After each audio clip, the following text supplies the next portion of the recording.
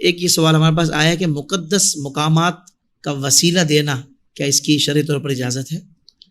دیکھیں، ہر وہ چیز کہ جس کی اللہ تعالیٰ کی بارگاہ میں کوئی قدر و منزلت ہے، اس کے ذریعے سے اپنی بات اللہ تعالیٰ کی بارگاہ اقدس میں پیش کرنا شرعاً جائز ہے، چاہے وہ شخص ہو، چاہے اس سے متعلقہ چیزیں ہوں۔ صحیح۔ اسی طرح سے جس مقام کو اللہ تعالیٰ نے عظمت عطا فرمائی، برکت عطا فرمائی، اس کا وسیلہ بھی پیش کیا جا سکتا ہے۔ تو مقدس ہستیوں کا وسیلہ، اسی طرح سے حضور نے اپنے بال مبارک بھی تقسیم فرمائے۔ اسی طرح تابوت سکینہ کو دیکھ لیں کہ تابوت سکینہ میں اللہ تعالیٰ نے برکات رکھی اور اس کو سامنے رکھ کر فتح طلب کیا کرتے تھے، قرآن میں ذکر ہے۔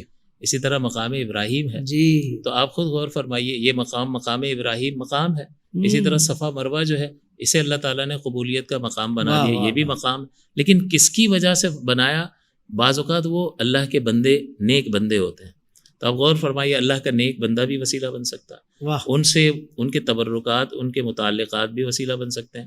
اور جن مقامات کو ان بزرگ ہستیوں سے کوئی قرب حاصل ہوا ہو، کوئی تعلق حاصل ہوا ہو، ان کو بھی وسیلہ بنا سکتے ہیں۔ اسی طرح خانہ کعبہ کو اللہ تعالیٰ نے عظمت دی۔ حضرت عبداللہ بن عمر رضی اللہ تعالیٰ عنہ رحمت دو عالم صلی اللہ علیہ وسلم کے ممبر اطہر پر ہاتھ پھیرتے تھے اور اپنے چہرے پر ہاتھ پھیرا کرتے تھے۔ کیا کر رہے تھے؟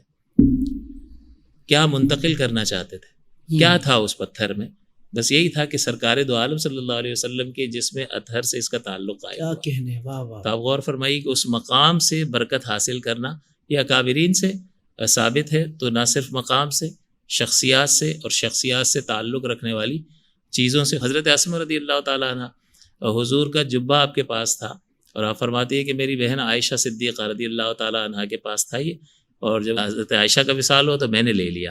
اب جو ہے کوئی بھی بخار یا مرض میں مبتلا شخص میرے پاس آتا ہے، میں اسے بھگوتی اور اس کا پانی پلا دیتی ہوں، شفا یاب ہو جاتا۔ صحابہ کا عقیدہ تھا کہ ان جو چیز حضور کے جسم اطہر سے مس ہو گئی، اس جسم اطہر کی برکات اس کپڑے میں منتقل ہو گئی۔ جب تک جسم اطہر سے مس نہیں ہوا تھا، ایک بازار میں لٹکنے والا یہ عام کپڑا تھا، لیکن حضور نے زیب تن فرمایا تو اس کو ایسا بنا دیا کہ اسے شفا دینے والا بنا دیا اللہ کی عطا سے۔ تو بہرحال جواب یہی ہے کہ شخصیات، ان سے متعلقہ چیزیں یا مقامات جس کو اللہ تعالیٰ نے برکت سے نوازا ہے، ان کا وسیلہ اللہ کی بارگاہ میں پیش کیا جا سکتا ہے۔ سبحان اللہ، سبحان اللہ۔